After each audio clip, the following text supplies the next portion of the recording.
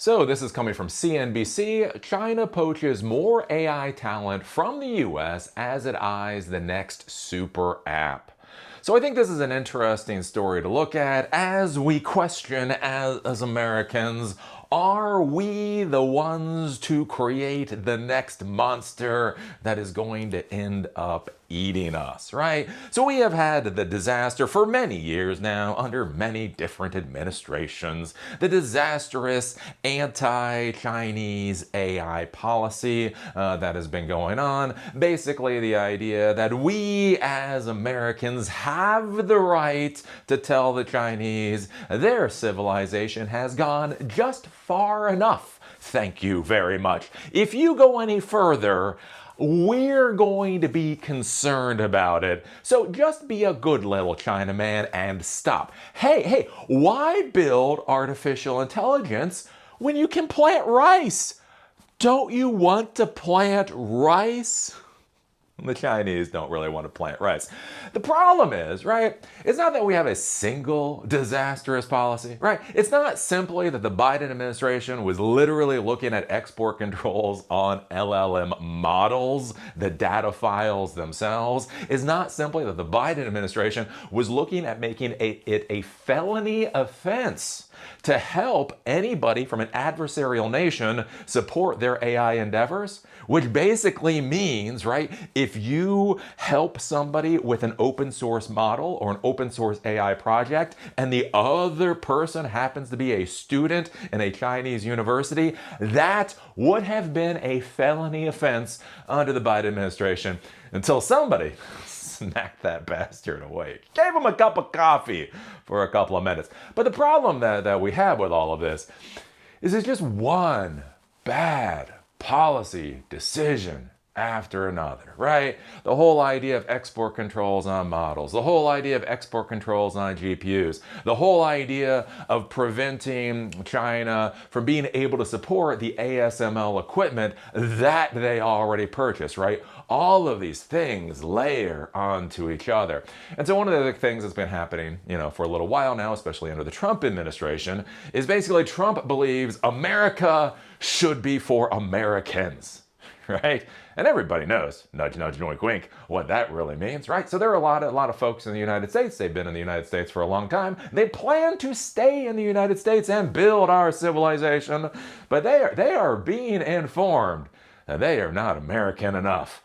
And so they're looking around at where can I go to raise a family? Where can I go to build the kind of crap that I want to build, to make a decent amount of money doing it, raise my family, the whole nine yards? And so China is basically looking at a lot of these Chinese nationals that have been in the United States, and they're like, hey, if the U.S. doesn't want you, why deal with the endemic racist policies of a colonial power when you can come back to the homeland and be treated as a hero?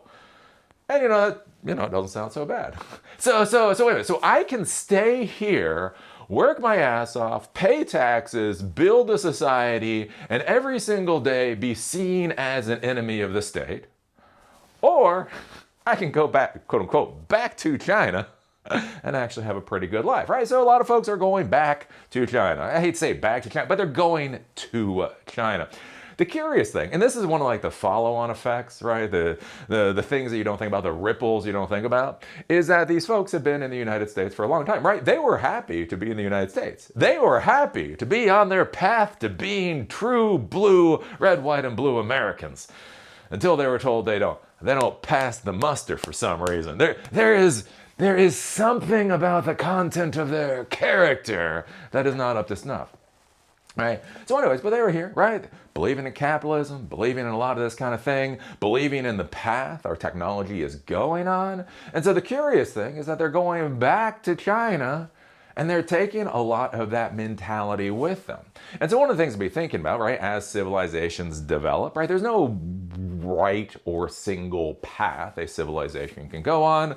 We all go down basically the path that we go down for whatever reason. And so one of the interesting things with China is that a lot of their artificial intelligence development, a lot of their technology development is incredibly practical, which I would argue is a good thing, which I would argue is a better path. But it's incredibly practical. It's not necessarily going down the AGI route, right? Artificial general intelligence. One of my arguments with the AGI is why? I don't want my car to be able to tell me, speak to me about Shakespearean sonnets. Right? I just don't want my car to do that, right? I don't want my washing machine to, I don't know, be able to give me a really cool meme. I just want my washing machine to wash shit and my car to drive crap, right? When you go to your toaster, what do you want out of a toaster? I want brown bread. That's what I want out of a toaster. I don't want to joke about a snail and a cat. I just don't, right? But anyways, right, in the US, there's this hyper focus on AGI. Look, to be clear, I think it's dumb as hell, but there is this focus. And the curious thing, in China, there just hasn't been that focus because it wasn't the mentality. Well, here's an interesting thing. You take all of these engineers, you take all of these technology professionals that have been stewing in the melting pot of the US technological idiocy that we've been creating. You then take them back to China, right? And then all of a sudden, they take those priorities back to China. They take that mentality back to China. They take that thought process back to China. And all of a sudden, China, which wasn't really going to compete with us down this route, for any number of reasons, all of a sudden has now actually become a competitor to us. And so it'll be interesting basically to see where this goes. And really think about this, right? There's this whole idea of you have these Chinese students, Chinese nationals, and they're trying to come to the United States. And whether you should be able to block them from coming to the United States, I would argue no. But anyways, there's an argument there. But one of the interesting things though, is think about these Chinese nationals that have been in the United States. Think about these Chinese nationals that have come to the United States. They've paid exorbitant amounts for international tuition to get a 4-year engineering degree and then go for their engineering master's degree and then go for their engineering PhD, right? They come out of that. They've gone through internships. They might get a job for a while. They might get a position for a while. Think about it. You have these Chinese nationals that will come to the United States and they'll spend anywhere between 4 to 20 years in the United States learning basically how we do technology. And then do you know what we're doing right now? Do you know what we're doing right now with those people? Kicking them out. And you just got to think about it. Oh, is this gonna work well? Wow. So these people that have been trained up and are experienced and know what the hell we're doing, and we're kicking them out of the country. Anyways, if we take a look at this, again, it is a very interesting thing. Beijing, a former OpenAI researcher, is now chief AI scientist for Tencent in China and wants to build artificial general intelligence. It's a sign of a shift in the US-China tech race. AI with human level or above capabilities, AGI, has long been the goal of US companies. Chinese companies rushing to catch up on AI and facing US chip controls have instead focused on ways to use the technology in applications from factories to consumer electronics. Baidu CEO predicted it would take until at least 2034 to achieve AGI, in contrast to Elon Musk's 2026 forecast at the time. And so this is one of the things I've been talking about for a while, that the US is focused on bubbles, and the US is focused on AGI, and China's been focused on, practical things. But as Chinese companies grab talent from Silicon Valley, they're increasingly bringing the US vision with them, right? And that's one of the big things with that the U.S. has been exporting for years, right? The whole idea of like one of the number one exports for the United States used to be Hollywood. Back when Hollywood used to know how to tell a story, right?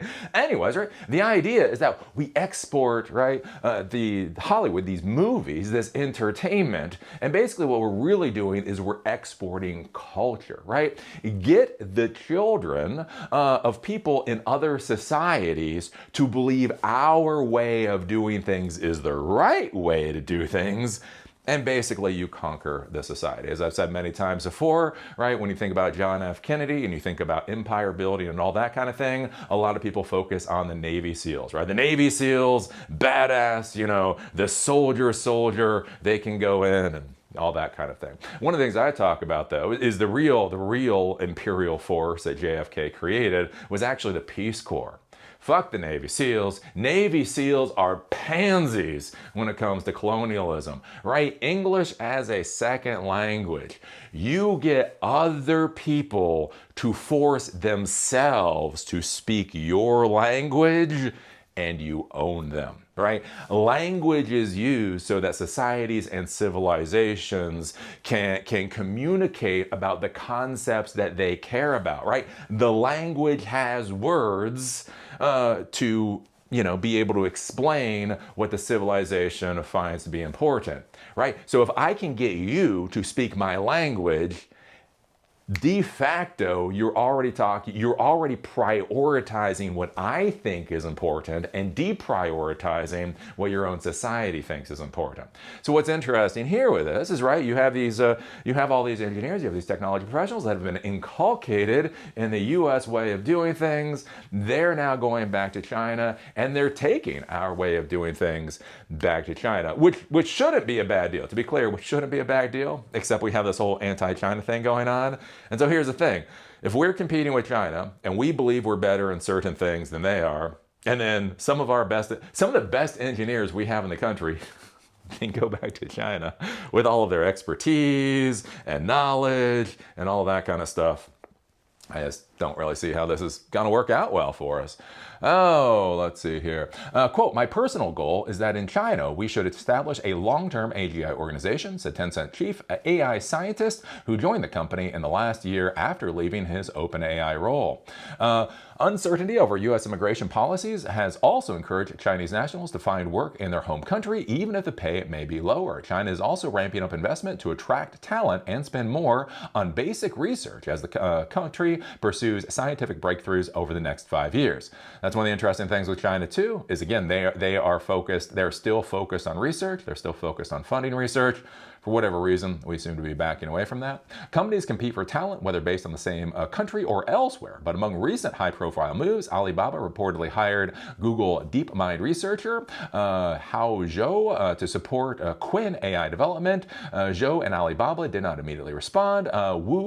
Vice President of Research at Google DeepMind left to head research at ByteDance Seed from California in February 2025. Startup Moonshot behind Kimi AI was founded by former Meta AI and Google Brain employee Yang.